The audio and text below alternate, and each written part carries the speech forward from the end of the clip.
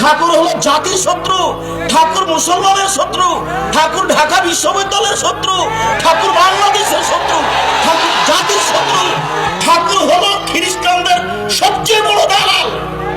মুসলমানেরা বাংলাদেশে বিপদে থাকে ইহুদি খ্রিস্টানের হাতে, আর ঠাকুর লন্ডনে বসবাস করে।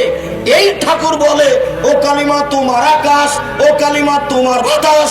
আমি আজ থেকে 30 বছর পূর্বে বলেছি তোর বাপের আকাশ।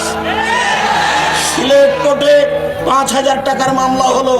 আমি ঠাকুরের অপমান করেছি? আমি ঠাকুরের অপমান করিনি। ঠাকুর বলেছে ও কালিমা তোমার আকাশ, ও কালিমা তোমার বাতাস। আমি বলেছি তোর বাপের আকাশ কালিমা। মুসলমানের বাচ্চারা অশিক্ষিত, ও প্রাধান্য দিতে পারে ঠিক ঠাকুরকে, তার গানকে প্রাধান্য দিতে পারে। আমি অতটা দেখবি নিশুভ, আমার দেহে যতদিন শ্বাস আছে ততদিন ঠাকুরের এই গানের আমি 5 পয়সা দাম দিনে।